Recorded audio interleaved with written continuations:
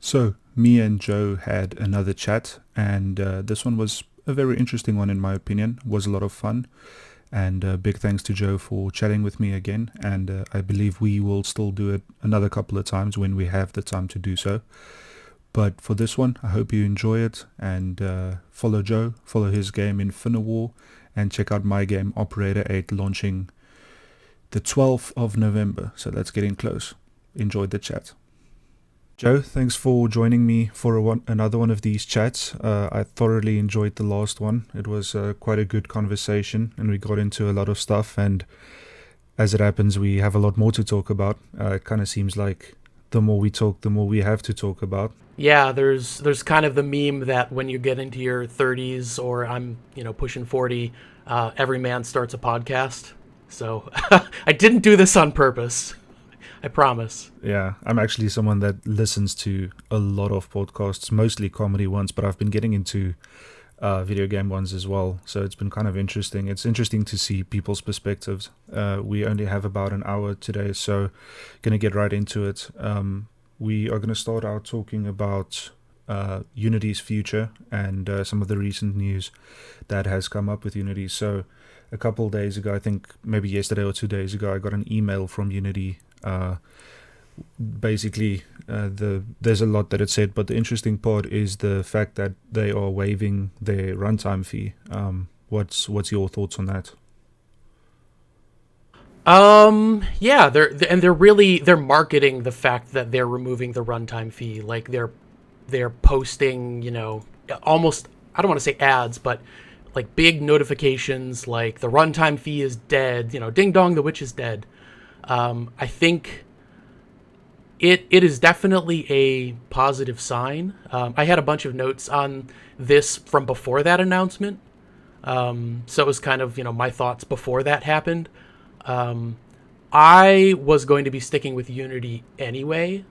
I mean, the runtime fee was not going to be applying to me anytime soon anyway. I think originally it was going to be applied to almost everybody. And then I think a while back, they backed that off and said, okay, no, only over some threshold, like, I don't know, 1 million in revenue or something like that. I forget the details, but it was, sorry, go ahead. It's quite a ridiculous threshold as well. It's not something that most people will be affected by.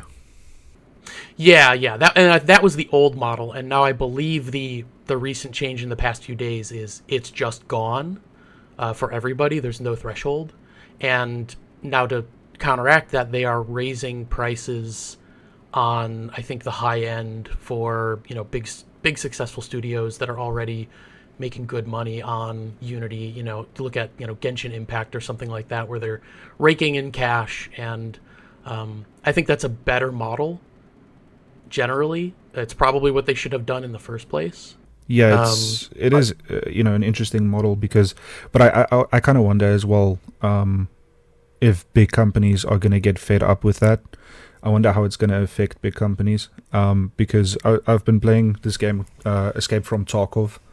Been playing it for about a week now, and it's this super hardcore, difficult military sim game. And it was made with Unity, but it's a really successful game. And while playing it, it got me thinking, like, because they don't use Steam or anything like that, and they found success sort of on their own.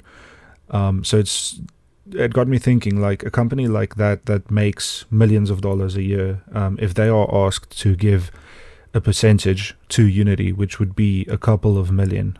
If I were in that company, I don't think that would sit well because, well, on the one hand, they do provide the infrastructure that you use, but on the other hand, a lot of those companies can then just turn around and make their own infrastructure. yeah, it's kind of an arms race. Like, will there be a shift as the prices of engines go up to more companies doing in-house engines? And plenty of companies do in-house engines, and they see lots of benefits from doing that. Um, I think a lot of it comes down to how valuable is the engine to you, and basically how much of a good steward is the company that's behind the engine of the relationship between the developer and the engine provider. I think it's safe to say Unity hasn't been great with that recently, or at least in the fairly recent past. I'm seeing some positive indications, although they're just indications. Dropping the runtime fee is one of them, although, you could have the cynical take that, well, they just did that because, they're only sorry because they got caught. And Yeah, that's that's sort of take to an have. easy way to save face as well at the moment. Yeah. Now, there are other positive signs that I've been seeing. I'm definitely not a, a Unity utopiast, like, oh, it's all going to be great and sunshine and clouds and rainbows. But there have been good signs. So, yeah, the runtime fee is one, although there's the cynical take on that. Something somebody else pointed out, I think I saw it on Twitter somewhere, was that the entire Unity C-suite, like, CEO, COO, CFO, all those people, have been replaced. Like, they're all of the people that were involved in kind of the downfall of the engine are gone now, at least in the C-suite. Now, I have not independently verified that. I don't know if it's actually true. I don't know how far back they're counting. Who knows?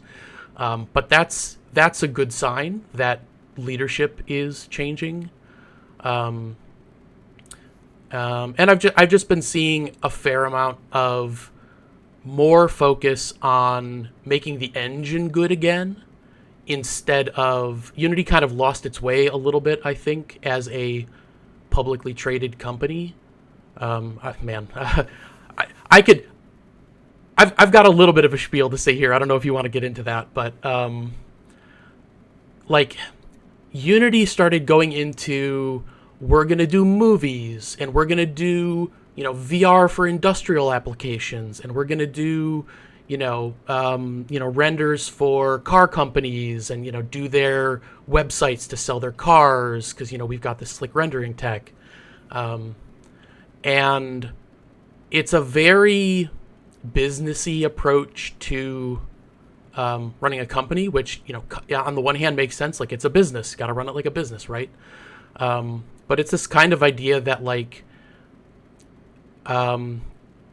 if you're a business person or an MBA, I'm sorry, because I'm kind of gonna take you to task a little bit. There's a sort of like suit mindset of how to run a business, and it's that I think this is not my idea. I read this somewhere, but basically I have the idea that, like, to a business person, a company is not like a unified whole. It's not, the people that work there and the expertise and all that. It's just, on paper, do these totally unrelated businesses, separate, what do you call them, like departments or whatever, do they add up to a big bottom line, even if they're unrelated? So, like, Unity getting into movies and cars and, industrial applications and, God knows what else.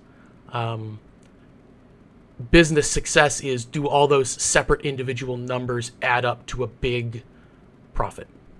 Yeah, but in terms of them segmenting, it almost became they became too many small things instead of one big thing, and not just in terms of what you're talking about, but also in terms of the engine itself, because the engine got segmented into different pipelines and different rendering methods and stuff like that, and it just became, for me, as someone that works with the engine both for video games and for assets, it became a nightmare, the logistics of it, because now, and this, we'll get into this when talking about the assets later on, but now you don't have to consider just one part of this engine, you have to consider three parts of it and compatibility, and that's just an example of probably the sort of things that, as you call them, the C-suite don't consider. Yeah, it's a sort of fragmentation that, if you're a business person and you don't understand the technical side of things, or maybe you even think you do, or maybe you even do, but you're more concerned with making the quarterly numbers look as good as possible on paper, then you say, well, the engineers will figure it out. This is what's good for us this quarter. And I think that mindset is, I don't want to go on too much of a rant here, but the mindset of quarterly profits above all else, like literally nothing else matters. The future doesn't matter. 5 years in the future doesn't matter. 1 year in the future doesn't matter. Like what is the most we can do for next quarter? I've got in my notes, I've got a tweet thread here from a guy named Marco Hukic. I don't know how you pronounce the J in his name. MMJUKIC. I have no idea who this guy is, by the way, so if he's like a terrible person, don't at me. But I'm just going to read the quote here. It's unbelievable how many dynamic companies broke their streaks of engineer CEOs for the first time in the 2000s, installing their first MBA finance CEOs, who then promptly made fundamental strategic errors that nixed the company's future that are now becoming obvious. That's a great tweet thread. I would go read it. But basically, it's the idea that when you put the engineers in charge at the highest level, they're thinking about how does this all fit together as a cohesive whole? How do we still have a healthy business that's serving customers in 5 years, 10 years, 20 years? But when you put the MBAs in charge, they do something, I don't know business stuff, but I believe one of the things they do is they sort of discount future dollars. Like a dollar earned 10 years from now is not as valuable as a dollar earned this year or, next month, which makes sense from a certain perspective. But hyper optimizing for that sort of mindset of dollars in the future don't matter, dollars now are the only thing that matters, is how you get things like, Boeing planes falling out of the sky and things like that. Like, cutting whatever costs they did to increase profits for a quarter. Was it really worth destroying the company's reputation and people canceling flights and saying, I don't want to fly on a Boeing plane ever because they're dangerous, because they explode mid-flight or the doors fall off? And I think Unity, anyway, bring it back to Unity a little bit. I think Unity just fell hold victim that to thought for a second. Let me just open the door for my cat. Oh, okay. For the transition, just had to, as you saw on the video, had to open the door for my cat quick. Joe, you were saying? Let's see. Anyway, just getting back to Unity, I think they did fall victim to that sort of mindset of we're publicly traded, we need to make the number go up. And something I've been thinking about a lot recently that I don't see a lot in the discourse, because there's a lot of people talking about how, capitalism bad, whatever, all that stuff. I'm a little bit less jaded than that, but one of the things I think nobody really talks about is how what is an investor in a publicly traded company like Unity? Investors this, investors that, investors want number go up. I think people get this idea in their head that like somebody who's investing in Unity is like somebody who's long-term invested in Unity but is greedy and wants number to go up and just wants to wring profits out of it. But like, no, investor in Unity probably means somebody who is invested in the company for less than a year, maybe less than a quarter, maybe less than a month. Honestly, maybe less than a microsecond with the way like high frequency trading works. Investor is always like a changing fluid body of people that have no long-term interest in companies for the most part. It's a little bit of we won't get into the economics of that, but it's a little bit of a broken system from that point, because investors are just, I invest in Unity this month, number go up, I sell, I invest in something else next month. So it's the fact that these companies are publicly traded and they are beholden to investors who are very, very short-term oriented is a big problem. Yeah, and that's sort of the same problem that a lot of the bigger studios are having as well. I don't know if you've been following Ubisoft's issues in the last couple of weeks, but it's also it's short-termism is what it boils down to at the end of the day. It's the people that the financial minds in charge don't necessarily understand why people play video games, or in this case why they make them, because at the end of the day the people that are using the product are the ones that you need to cater to. And I understand it becomes a complicated thing when it is a company that is trading, but at the end of the day Unity is a video game design engine. It's something that is made for people to design video games with. So I think when you get away from that core, that's when the issues really start to happen. Because I don't know how long you've been using Unity, but I've been using it since high school, since the days of Unity 3. I don't know if you remember the scene, but there was this little island with these little palm trees. And that's 15 years ago, so or maybe 13, 14 years ago. But I've been using it for a long time, so it's, the engine has gone through a lot of changes, and it's kind of gone from being what I would almost call the blender of game engines, the people's engine, to being sort of this. At this point, it's I don't want to call it the laughing stock because it's still a massive engine, but people do like to point to it and kind of make fun of it. Especially, well, I've been seeing a lot of that on Twitter, but yeah. Yeah, it is a little bit of a cautionary tale, though. I'll get into this in a second about it turning around, but I do want to mention one more thing on the publicly traded angle, and why the business people don't see things the way the engineers and the gamers and the developers do. So putting yourself in the mindset of one of those C-suite people who brought the company public, and it looks like it went public in 2020. Could that possibly be right? That's as far back as Google has any stock. I remember it being 2018-ish, so it's not far off. Okay. Yeah. Oh, maybe did they change tickers or something? Anyway, it doesn't matter. If you are one of those C-suite executives who brought the company public, and let's just say that my Google chart is right here, and it's, September 18, 2020 was the IPO, or the day it became publicly traded. They went from 68 a share to 200 a share in less than a year. It looks like 100% profit. That's a really good return. Those business executives who did that probably slapped each other on the back, popped their champagne corks. Even though they're gone now, they're done. They got the money. They increased the number. They got their bonuses. They got their payouts. They got their golden parachutes. As far as they're concerned, it was a success. They don't care that they've sort of left behind a smoldering wreck of an engine that now a bunch of harried engineers now need to figure out, how do we right this ship now that we've been sort of marauded by the business people. But I think some people kind of think, oh, see, Unity did bad and that's going to be a lesson to the business people. No, it won't actually. From their perspective, they won, they got in, they got their profit, and they got out. And the fact that they happened to leave behind a shell of a company or a struggling company doesn't matter to them. They're on to the next thing. They made their millions.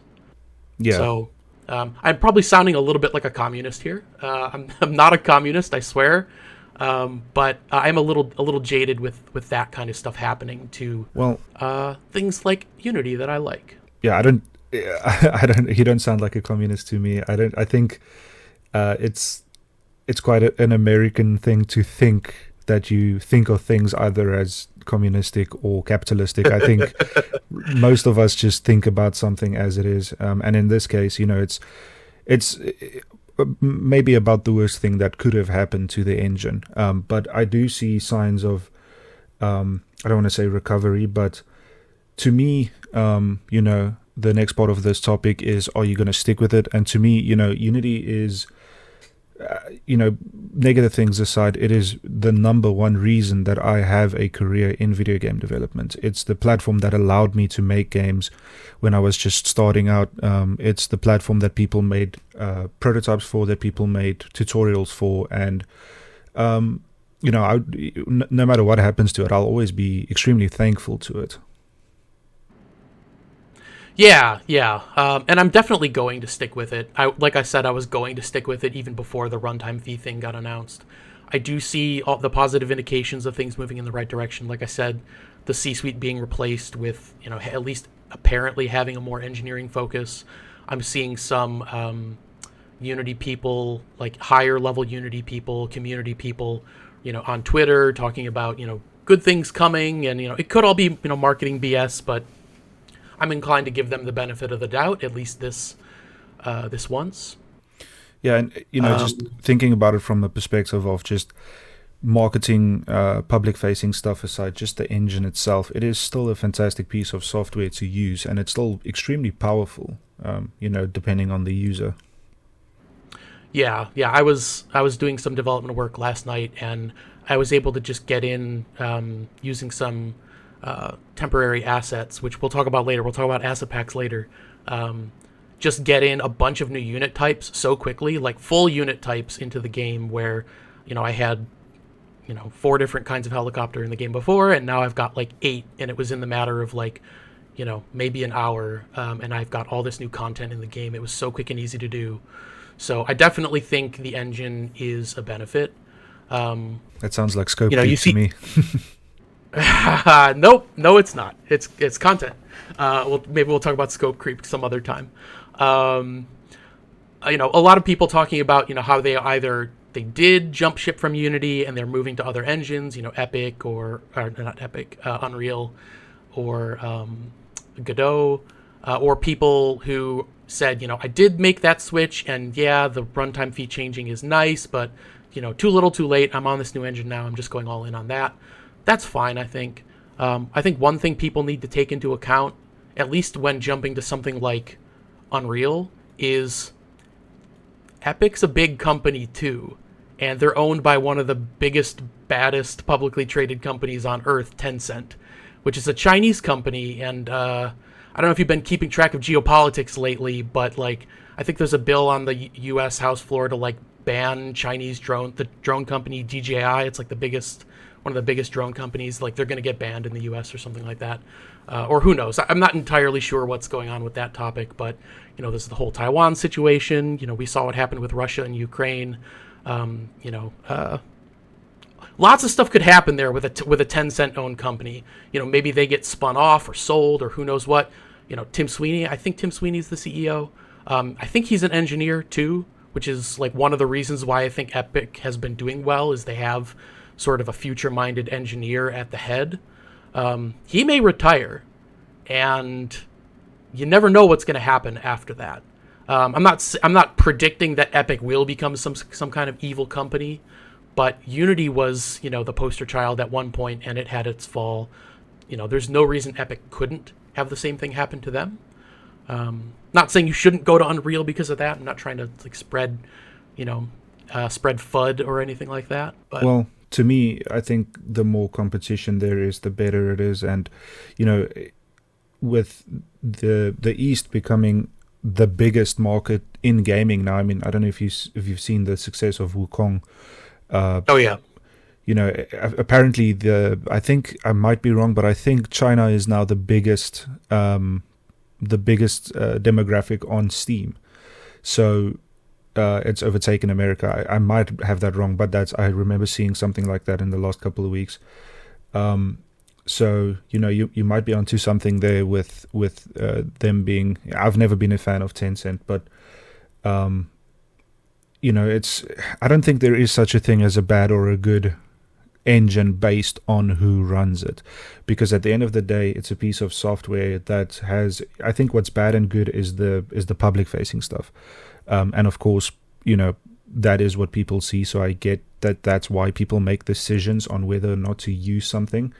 But for me, not using Unity would never have happened for me because of how invested I am as a quote unquote partner to Unity, because I've built my livelihood on Unity. And that is spread to other stores, specifically in my case, like 3D stores and stuff like that. And I do want to I want to use Epic stuff as well, but there's only so much time in a day, and so I'm not saying you have to choose one engine, but at the end of the day, you're always going to have your favorite engine, and to me, that's just always been Unity, regardless of the public-facing stuff. Yeah, and I guess the other thing people would say as well, okay, yeah, don't do Unity, don't do Unreal, do Godot, because Godot is open source. Maybe Godot is on its way to becoming, like you said, the people's engine, the blender of game engines. I think when I started out, Godot, at least on the 3D side, was too new or too unfinished at the point I started a few years ago. I think that's changing now. So I think if somebody is starting today, there's no reason not to check out Godot. Go have fun with that. Well, I think Godot is now where Unity was when I started, so to say. Yeah, yeah. In the future, if I ever am doing like a game prototype, I might check out Godot. Although one of the things is that Godot kind of has a different way of doing things, and I know it supports C#, but I think it prefers, or there's better support for their Godot script. I'm not that familiar with it. I'm sure you can make C# work. Don't at me, bro. But I have so much Unity knowledge at this point that if I were to prototype a game, like just let's say I had a new game idea that I decided I wanted to prototype, I could probably do it much more quickly in Unity than I could also having to learn how do you do things in Godot. So you get a little bit of, I don't want to call it lock-in, but it's a little bit of kind of like platform lock-in just from your own knowledge, your own experience. I also have, we're going to talk about asset packs a little later. I have a ton of Unity assets that are great and that I've built up over the years. That I could just draw on, and some of them I can port into other engines like Godot because I have like the models or whatever. But some of them are systems-based things or graphics-based things where you wouldn't be able to port it into that engine. Yeah. So also, this is not really on topic, but I'm not sure about the licensing with doing that. I'm not really sure if that is allowed. Oh, sorry, I didn't mean stuff from the Unity Asset Store. I have some models from Cinti. Okay. It's like a low poly pack where I bought it directly from their from the website.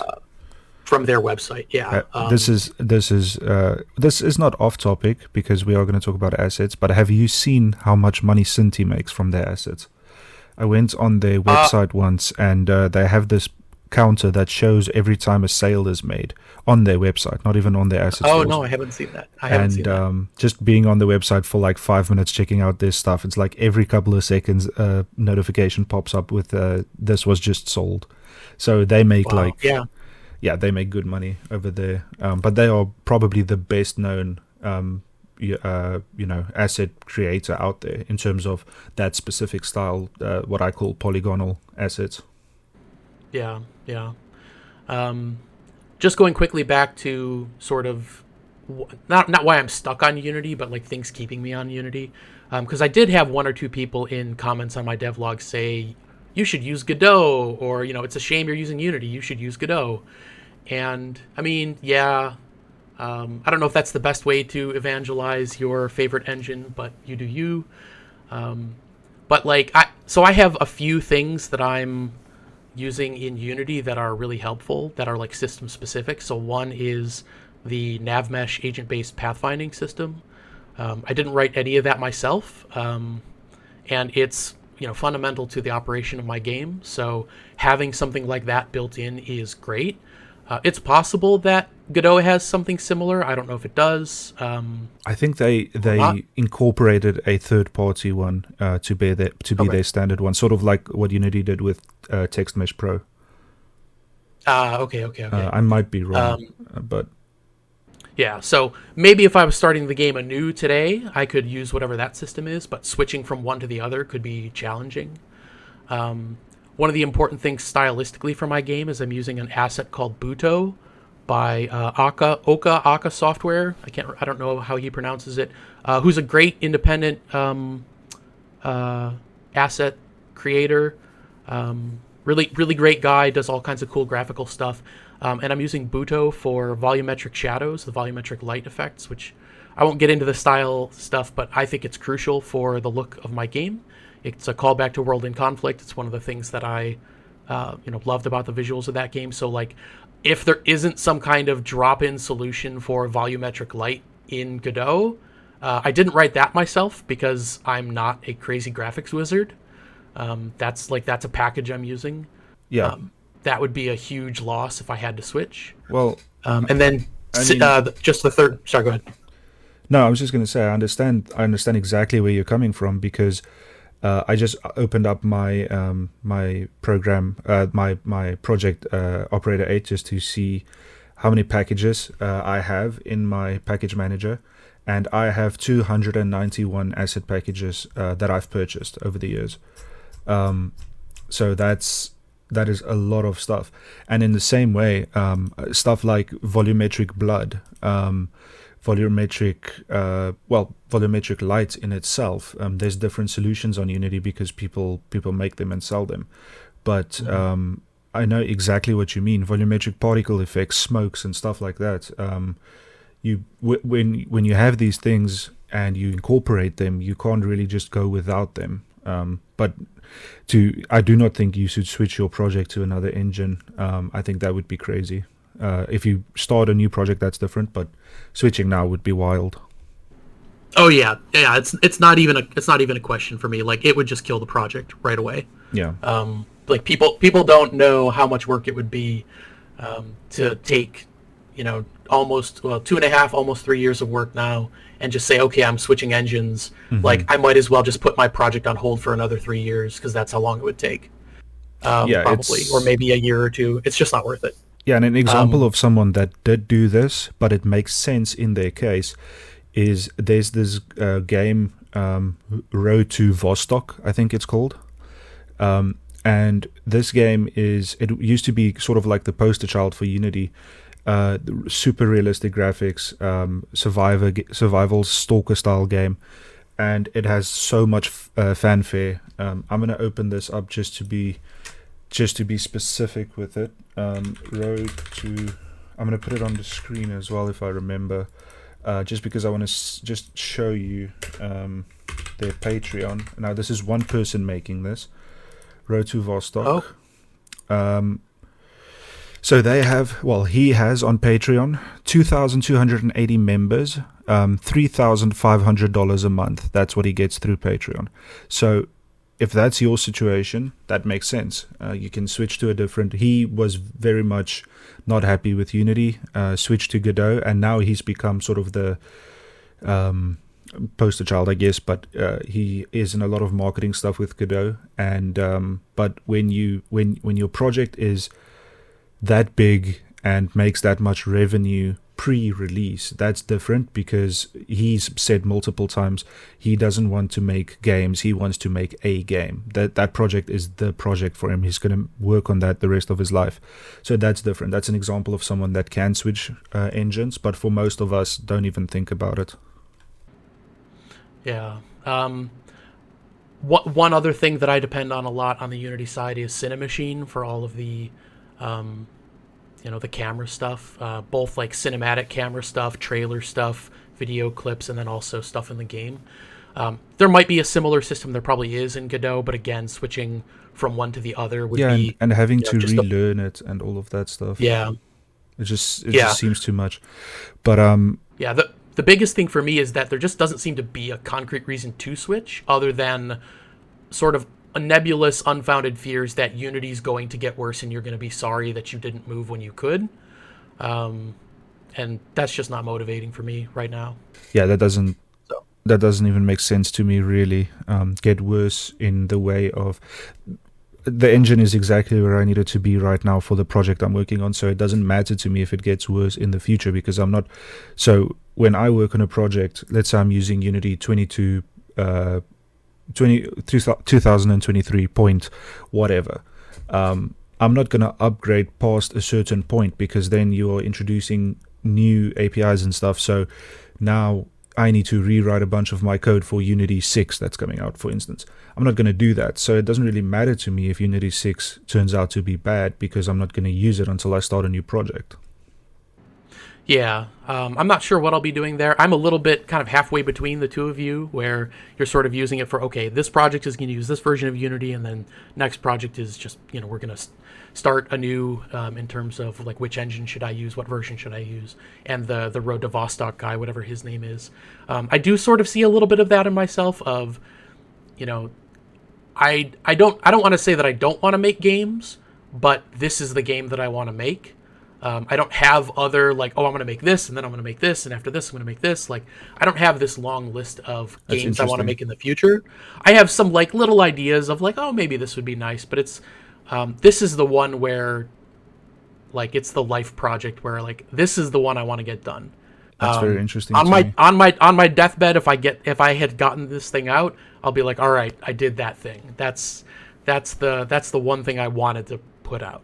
I think Anything else would just be for fun. I think I might have been like you at some point, but no, I was never like that. I was always going to do multiple projects, but I I wasn't a failure to that extent. But most of my games didn't make a whole lot of money when I started out, and so I think I am inspired by my own failure. I'm inspired to do better and to be better. So if my game Operator 8 comes out and it does $5,000 more than the previous game did, then to me that's success. It's not financial success necessarily, but it's success to the extent of it's better than what I had before. So I'm someone that builds on things and iterates on things. But that's also interesting that there are different sorts of developers out there. People that are more like you, that have this one project that they just want to get done. And probably you're probably going to do a lot of post-release stuff for it as well, I would assume. Oh yeah, I mean, that's the thing. A lot of developers are like, "Oh, I get so many different game ideas." You know, they get distracted. They go on to different things. You know, they fall in love with one project and then another, and then the other one languishes. The things that always keep popping up in my mind are like, "Ooh, I could do this as an expansion. I could do this as a, you know, alternate setting. I could do this as a, you know." It's all like building on top of the base game, not separate new games. So that may mean that I've got quite a while of just building on top of this one thing for a long time. That's the plan, anyway. Okay, so we are quickly running out of time. So let's do only a little bit of time on AI stuff. Okay, yeah. Basically, is AI a threat not only to your project, but also to your job, to your career? As a developer, not necessarily your job because you have a full-time job, but I'm more talking about myself. And what do you think? Well, let's. I'm going to ask you two things. So that's going to be one question, and the next one is going to be, what do you think about the way that Unity is looking to implement AI? And they already have to an extent.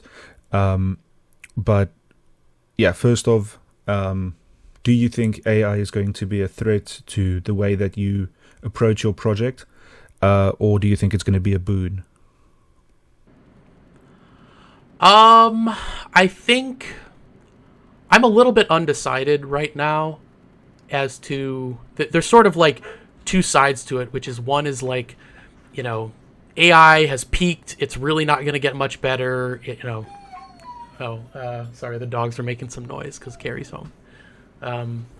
You know, AI has peaked and it's really not going to get much better than it already is, and it's all a bunch of hype. It's a bubble that's going to burst. And on the other side is, you know, you aren't ready. AI is going to change everything. You're all going to lose your jobs. Haha, stupid artists, you know, stuff like that. Like there's these two extremes that both kind of feel wrong to me, but I don't know where in between we're going to land. So I think AI is a threat more generally, less in terms of AI is going to replace you specifically, and more like there will be enough of a sort of like lowering of the water level in terms of demand for programmers, artists, you know, people writing marketing copy, whatever. Like if you just have some throwaway art you need on, you know, a brochure or something, you used to have to like pay a photographer, pay an artist, whatever for that sort of stuff. And now you don't. Like if it's low consequence stuff, if it's, you know, kind of boilerplate text that nobody reads anyway, why pay a writer? Just have an AI do it. I think there are knock-on effects to that where that's how people get into these industries. Like, you know, how do you start writing? You don't start writing for the New York Times. You start writing like, you know, marketing copy on brochures for timeshares or whatever sort of stuff. Or, you know, same thing with photography or, you know, art, programming, things like that. Like there's this sort of phenomenon right now in the programming space where companies are only hiring senior engineers and they're not hiring juniors anymore because it's expensive to bring a junior up to senior level, especially when a lot of times the juniors just leave your company after a year or two anyway. So I think, not to get too far into that tangent, but I think there is a sort of danger that AI is cutting off the bottom of a lot of industries, and that may have knock-on effects in terms of, you know, if you knock off the whole bottom of, oops, I bumped my microphone. You knock off the whole bottom of a market in terms of like the jobs that are available in it. Well, that just means there's a lot fewer jobs and a lot more people competing for them. So there's more competition for the top of the market. I think Okay. that may have some unanticipatable knock-on effects. I'm less concerned that like, oh, an AI is going to be able to do what I do, but more concerned of like, hey, will AI games, cheaply made AI games, flood the market and make it harder to get attention because now there's 10 times as many games that are competing for people's attention because 9 out of 10 of them are, AI generated garbage. That could affect me for sure. Well, here's the thing with that. I agree with what you're saying to an extent, but I've seen it already become a problem at the higher level of development as well because so this is just stuff that I've seen on Twitter, but the one thing that I've seen is I don't know how big of a fan of Dungeons and Dragons you are, but Yeah, they I've seen this too. yeah, that's one example of it. Is them. Uh, yeah, in case you aren't or don't know, Dungeons and Dragons, you probably have heard of it at least. Wizards of the Coast, the company, got accused, and I think correctly, of using AI art in some of their products, like made it into final printed books or something like that. And of course, they said, "Oh, we've worked with this artist before, and we didn't know it. We didn't tell them to use AI. We didn't specify they couldn't. They didn't inform us. They haven't in the past. They won't in the future, etc., etc." But yeah, you're right. It is making its way into And that like the could very top well tier be true. content. It could just be at an artist level that someone did something they shouldn't have. But another example of this, and this is unverified, but the game Call of Duty Black Ops 6 is releasing soon, and apparently, and this is substantiated to some extent. Apparently, the level designers are now not developing the levels but cleaning them up. So apparently the levels are being developed by AI, and the level designers clean up the AI's work and make it palatable. And this is semi-substantiated by job listings that I forget the company now exactly because they alternate companies when they make Call of Duties, but I think it might be Treyarch. But Treyarch, if it is them, had enlisted people to work specifically with AI, and now I've seen YouTube videos of people discussing it, and apparently the maps have structures that are, you can tell that these are made by trained models of AI specifically trained on Call of Duty's old level design. And the I don't know if you've seen anyone play the game, but the game does not seem to be very good. And this is possibly the biggest game in video gaming. Yeah. Yeah, that's really interesting. I hadn't heard that. It does. Look, it can be false, but this is just something that I've seen that's interesting. Yeah. Well, and I've seen it in enough other places too. One thing that this is not my take; it's somebody else's, but I do think it's interesting.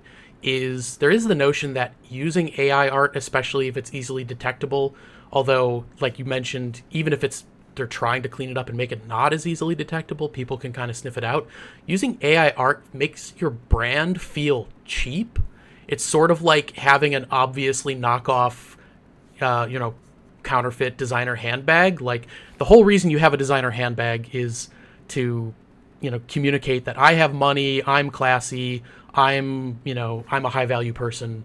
Then if you're using an obvious knockoff, you don't get it. It's like I have a fake it's like telling people you have a fake Rolex. It's like what do you want them to think about you? Like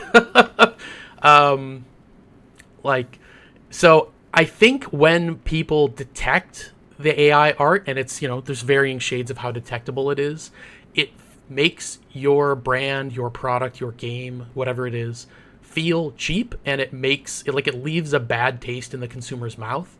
And I can't remember who was saying this. Maybe it was Thomas Brush actually on Twitter, that he thinks that the future of the future of basically everything, like art, games, whatever, is going to be authenticity.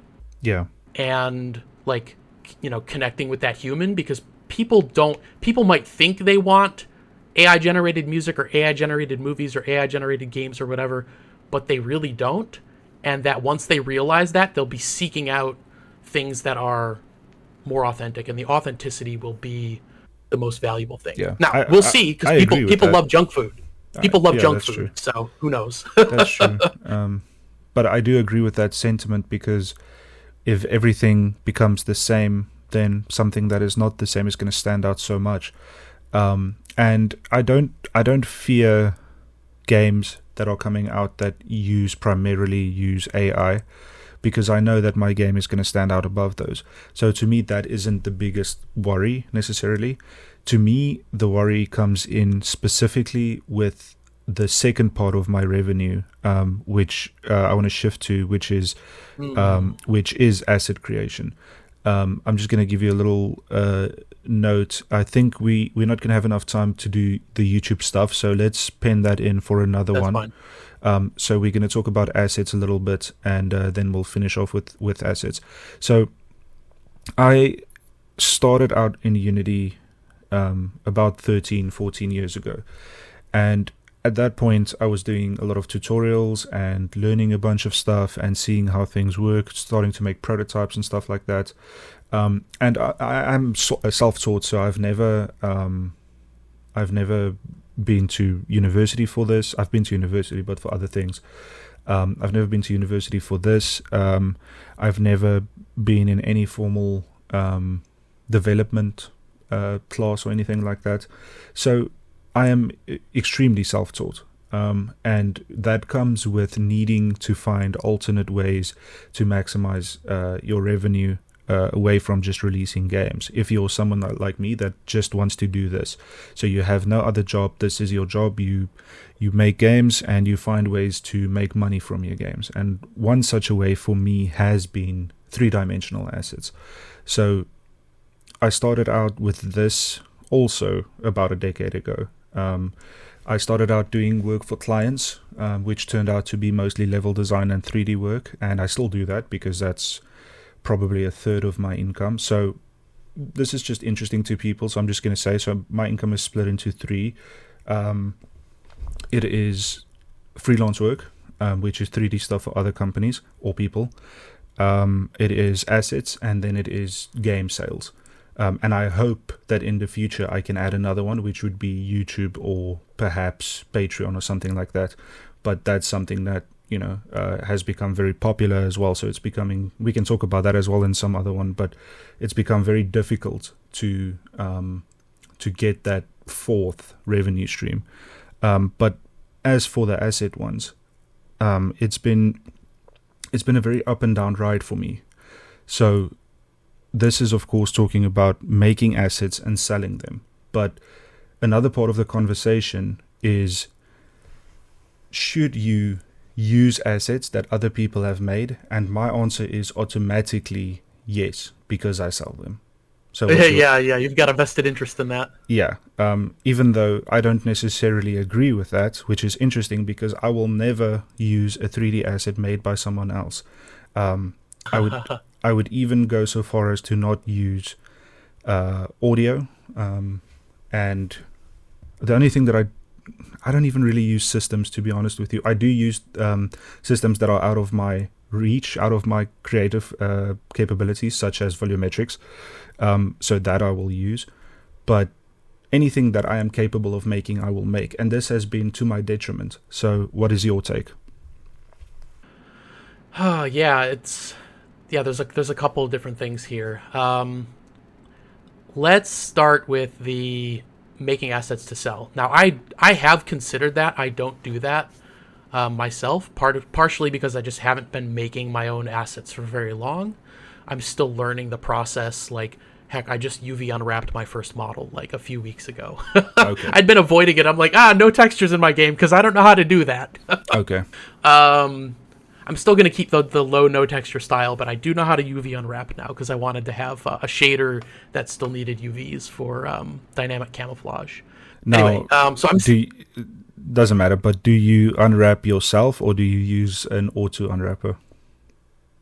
My models are simple enough where I can kind of do a little of both, where I have Okay. it sort of do whatever the default unwrap is, and then it's terrible, and then I just sort of massage it until it's close to what I need. This is one of those things where having a really low fidelity game helps because I don't need super precise things like UV maps that are perfect and all that stuff. Anyway, but my point was that I'm still learning the process of like what's good topology on a model, like how should it be, how should you set up the UVs? What about like there's a bunch of stuff I'm not using. You got like normal maps and bump maps and occlusion maps and all kinds of maps for all these different assets, and I'm not at the point yet where I would feel comfortable attempting to sell a model because I just don't know what the general person needs out of a model. I'm starting to learn, so I could get there at some point. Yeah, and this is to go back to the Unity discussion. This is where it became such a difficult thing for me because, like you said, you have your diffuse maps, which are albedo maps. You can do textures in Atlas styles, or you can give them their own texture maps. You need filtered normal maps. You need normal maps. You need specular maps. You need ambient occlusion maps. You need, for some models, emission, lighting maps, and then you have to bake them. So it is a very complicated process. So you do need to have some experience to sell them. And this is where things like PBR rendering have become such an irritant to me. Because now you need metallic maps. You need to know the metallic workflow. You need to know what people want out of these things, as you said. So there's a lot of consideration, and now there's 3 pipelines for this. So yeah, it's been tough. Right, and then if you want to sell your assets on multiple game engines, like sell it on the Unreal Store or whatever, it gets even more complicated. There's a little bit of the should you make your own game engine versus using an off-the-shelf one here. There's a little bit of a shade of that in the sense that when you make your own game engine, you don't have to make a general purpose game engine. That's a huge task. You can make an engine that's really specific to just what your game needs to do, and you don't have to do anything else. And the tools can be as clunky as you can tolerate. Same way with the assets. Like my game has a really specific set of constraints and tolerances and art style that I'm going for. So when I make a model or an asset for the game, it can be really laser targeted at exactly what I need and nothing more. But does that asset sell on the asset store? Are people happy with it? Do they leave bad reviews? Whatever, I don't know. So that's an angle to it as well, why I haven't gone that route yet. Now I may at some point, once I get more comfortable with my workflow. One other thing that's worth considering is, especially if you're sort of thinking like, how can I leverage the assets I'm already making for my current game? Because, okay, yes, like making assets that you're just going to sell, that's a separate thing. But if I was like, well, I spent all this time modeling this tank or this jet or this helicopter, could I sell it? I have a specific style that I'm going for. How would I feel if I saw that very asset show up in some other game, and like, let's say that game does well, or is like, hey, the viral helicopter game uses my helicopter as its asset, and I only got $20 for it. But they made $1 million. It's so funny that you're saying this because I've been struggling with the same thing, and I've finally given in because I do need to put my revenue first because I do have bills to pay. So if you don't mind, Joe, I want you to do something quick. Okay. Google Grunt 1914, and when you get it up, I'm gonna try and remember. I'm gonna put it up on the screen for everyone to see. So this was the first game that I ever made.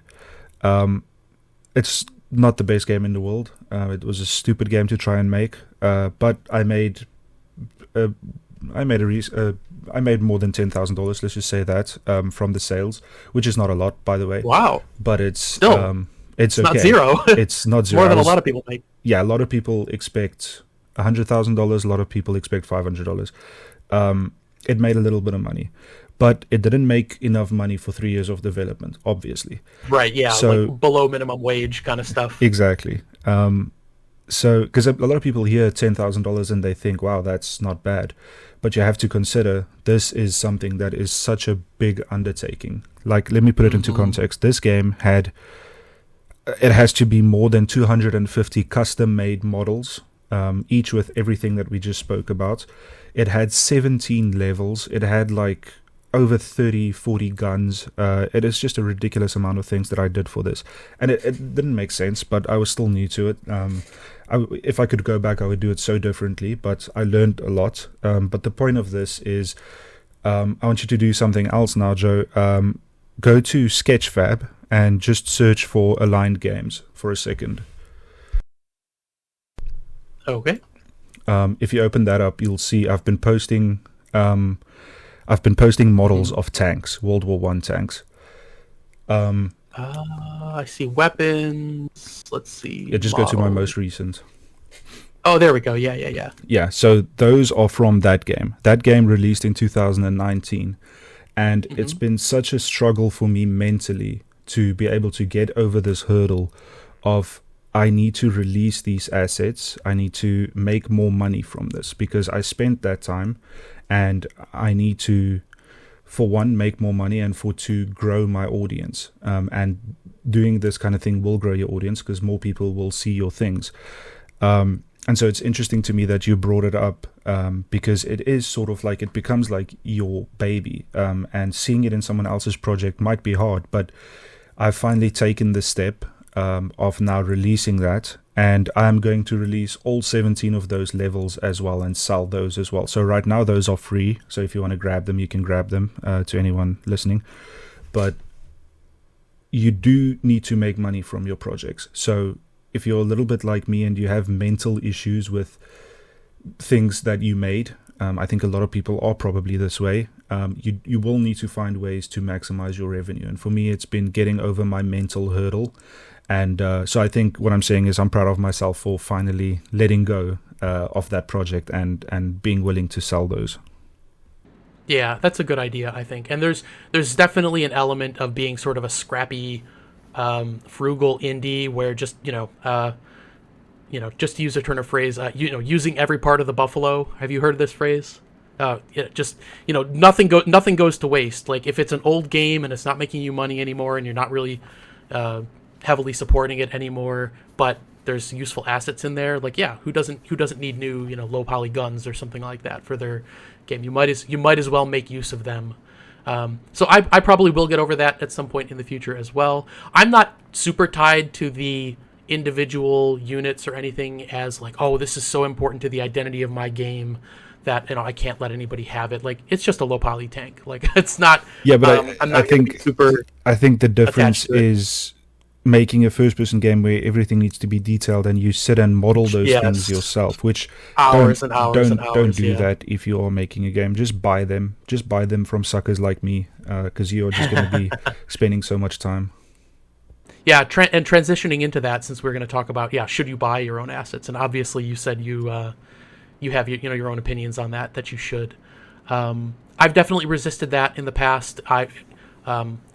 Some of my early devlogs talk about really struggling with the idea that if I can't have a big hand in the way that my game looks, that I feel like it's not mine. I feel like I'm just following. I'm well past that point now. I'm not like, oh, I'm just following the tutorial. I'm not a real game developer. I don't know how to do this. I'm well past that point. I've grown past it, fortunately. But I do still feel that urge to, I really want it to be something that I made because I get enjoyment out of that. There's more cohesion in that. One of the things that I think can be a little bit tough with trying to sort of kit bash together a game out of assets is that it can look kit bashed. It can look like sort of a hodgepodge of styles. A lack of cohesion. Lack of cohesion. My boy Dom Zero, a guy who's asked me some advice on his devlog. One of the feedback items that I gave him, and again, this is Medieval Immortal, I think is the name of the game. I'm just going to keep plugging it and sending him some people. One of the pieces of feedback that I gave him was that because it seems like he's using a lot of assets, that the visuals for me felt sort of like this is kit bashed out of parts, and that turned me off visually in terms of like how interested would I be if I saw the game and didn't know who this guy was? Would I just say, oh, that kind of looks like the icons style doesn't match the model style. They just look like they're from two completely different games because they're probably from two completely different asset packs. by different developers or by different asset vendors. And I might click away and be like, oh, well, that makes the game feel low quality to me, so I don't think there's anything else to look at. Now, maybe you're wrong about that. And the more I looked, I was like, wow, there's actually a lot here. He's doing a lot of stuff on the mechanics side. I think it's very easy for programmers to really, dive deep into the mechanics and want to do all the mechanical stuff and have all the cool systems, but they're just, well, I can't draw. I'm not an artist, but whatever. So I'm going to outsource that. And you can, but I think you have to be very careful about selection. Yeah. And be very picky about, does this match cohesively? Another thing to consider is how complete is the pack. If you buy a pack of vehicles, let's say, like I did, and you need vehicles that aren't in that pack, can you easily get them in a matched style from some other pack? That's probably going to be tough. Create them yourself, that sort of thing. So I think that's something to consider. That last part you said is interesting because, let's be honest, if you're someone that is buying assets, you probably can't create them yourself, not to the level that you're buying them, because this isn't true for all assets, but the bar for quality has been raised. When I started making assets, there was a lot of just absolute nonsense on the asset stores. But over time, Unity have become a lot more picky. Places like Sketchfab, you can upload whatever you want, but people are not going to like the ones that are not good, so they're never going to get the the return viewers. So you probably can't make something. Some people can, but make something that you've purchased. If you do need something else out of that pack, so do be mindful of that, I think. Yeah. One of the reasons that I picked the low poly, as you call it, polygonal style in the first place was that I thought that I could, with enough time invested into skilling up on it, could fill in the gaps of, like, let's say, and I did buy a few packs from Cinti for the military vehicles and things like that. Yeah. That I could fill in the gaps, and well, they have a Russian tank, but they don't have a Russian helicopter. Will I be able to do that? At this point, I think yes. So you've kind of worked up to being able to do it. Yeah. Now, not to the level that they do it, especially with they have like two tiers of packs. They've got like the simple pack, and then they've got like I think they call it their poly, is their line. And those vehicles are actually really, really detailed.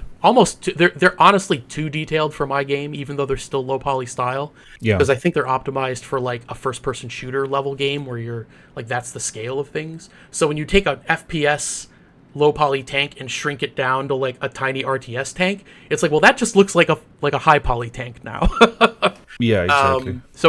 So I need to do the weird thing of, I bought some asset packs and I'm going to be like downsampling them manually in a way of saying, okay, I've got this highly detailed tank model from them, and I need to like cut it down for parts and simplify the model, simplify the look. But that's okay. I can do that now. Yeah. So I think what it comes down to then is if you need another revenue stream, if you're someone like me that is not doing a job apart from your development, then you probably do need to look at selling them, but do find something that fits your skill set quite well, because it doesn't make sense to try and sell audio assets if you are good at creating networking sort of systems. So find something that fits your niche and something that will make a bit of money, because this is a mistake that I've made as well, is selling things that no one was interested in. But on the other hand, I've sold things that happen to have a lot of interest as well. But do follow trends and sort of stay on top of it, because I'm someone that falls victim to only doing things that I want to do. But sometimes you're just going to have to give that up. Sometimes you're going to have to do things that aren't necessarily fun, which I do struggle with, but I've been getting better at it. And the same is true for your game as well. It's not always going to be the things that you do want to do. Yeah. One other thing I'd like to say on buying assets and using them for your games. Like, obviously, if you're just making projects for fun, or you're making game jams or whatever, like, go nuts, use whatever assets you want. Yeah. But if you do plan on trying to throw your hat into the ring of selling a game, or, kind of like I am, I think it's important that whatever assets you do get, you have to be. One other thing I think you have to be careful about is if your game has no identity of its own, I think people can detect that. And I think the place where this comes up the most importantly is characters, and especially faces of characters. So it's very easy for me now. Maybe it's not as easy for just normal gamers, because since I'm a developer, I'm in the space. But when I see a prototype for a game or a new devlog comes out, I can spot those Cinti character face models from a mile away. I'm like, this is using an asset pack. And that immediately makes it, to me, feel less unique, feel less Definitely. like it has its own identity. Not to hate on Cinti. I bought plenty of packs from them. They're obviously, like you said, they're a big seller. I did see somebody on Twitter kind of drag them a little bit and said Cinti is the Comic Sans of game assets. It's kind of true, though. Really, they've sort of really harsh. fallen victim to their own success now. Yeah, in a way. But I think, honestly, the biggest tell there is the characters, and specifically the faces. Like, if you're using a prop from a pack like that, like, nobody's going to know. Nobody's going to know. A weapon, even. Well, I think other developers might know, but I don't think you need to worry about that. That I'm less worried about. That is not your target market. So do customize it a little bit. Like Joe says, faces are kind of a big tell.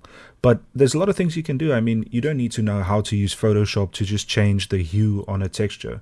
You can make a lot of little changes to things to sort of end up making big changes. Change the color space a little bit, change the way that Unity renders your stuff, play around with your environmental settings, and just make your game feel a little bit more unique. I think that's what it comes down to. Yeah, and especially on the face side of things, like, you could buy a pack and then just kind of, come up with, like, what's your style for facial features. Like, you adjust the way the eyes or the ears or the mouths or noses or whatever look, and now you've got your unique style, but you didn't have to make a whole asset yourself. Like, you paid Cinti to rig it and texture it and whatever else, but you adjusted the faces so that they have your game's identity. I guess would be my, having never done any character stuff ever, that would be my recommendation. Well, is change the faces. As someone that has done character design for some AA studios in the past, I'll tell you this: stay away from trying to make characters, because it's just a nightmare, especially animation. That's not what this chat is about, but. Yeah, it's not an accident that my game doesn't have any characters at all. Yeah, it's not an easy thing to do. I think that's why you're seeing a lot of these sort of these bipedal, not bipedal, animal design games that are doing quite well, and also these cozy games, because it's simple art styles and it's quick development turnover time, and it's unique because you just make it your own. There's a bunch of ways to do that. So I think, Joe, if you don't have too much more to say, I think that's a good place to sort of leave this one on, and we'll quickly afterwards discuss some of the future topics, because we have a couple more of these coming. Oh yeah, we got a bunch of stuff we didn't get to, but that's yeah, okay. It's a little bit difficult having only an hour, but I'm enjoying this, so we don't really need to stop until we have exhausted our thoughts, which will probably be never. I will always have something to talk about, right? There's always something. But for this one, it was definitely a fun chat. I enjoyed it.